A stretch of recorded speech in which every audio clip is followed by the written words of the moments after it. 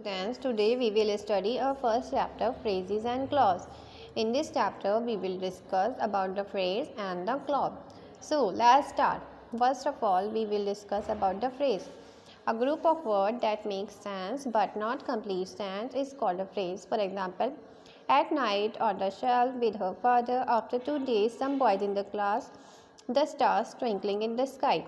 See, students, in each of the following sentence, they make some sense but not the complete sense. We are required to add some more words in these words with these group of words to get the complete sense. For example, the moon shines at night. Keep these utensils on the shelf. She is living with her father. She phoned me after 2 days. Some boys in the class were making noise.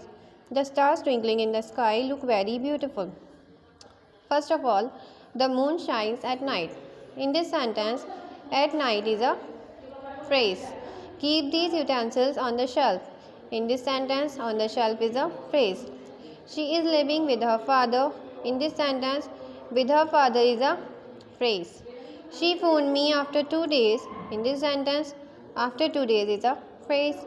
Some boys in the class were making noise.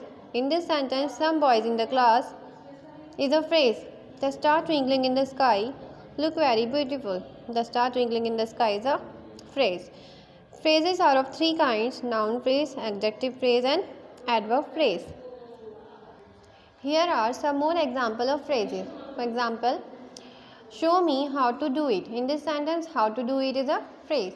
The sun rises in the east.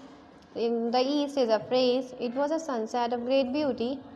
Of great beauty is a phrase. There come a giant to my door. To my door is a phrase. Humpty Dumpty sat on a wall. On a wall is a phrase. The top of the mountains were covered with snow. The top of the mountain is a phrase. One more thing you are supposed to remember, students, that the phrase does not contain a predicate. Now comes a clause. A group of words which forms a part of the sentence containing subject and predicates of its own is called a clause. Student, the part of the sentence which have a subject and predicates of its own is a clause. For example, he has a chain which is made up of gold. In this sentence, which is made up of gold is a clause. See, which is a subject and is made up of gold with a predicate. So, it contains a subject and predicates of its own. Here are some more examples. We cannot start while it is raining. While it is raining is a clause. While is a subject and it is raining is a predicate. People who are honest are respected. See, who are honest is a clause, who is a subject and are honest is a predicate. I think you have made a mistake. You have made a mistake is a clause. You is a subject and you have made a mistake is a predicate. They expected that they would win the match.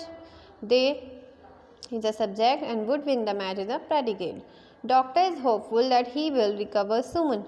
That he will recover soon is a clause. He is a subject and other part will recover soon is a predicate. We will all admire a man who is brave. Who is brave is a clause. Who is a subject and is brave is a predicate.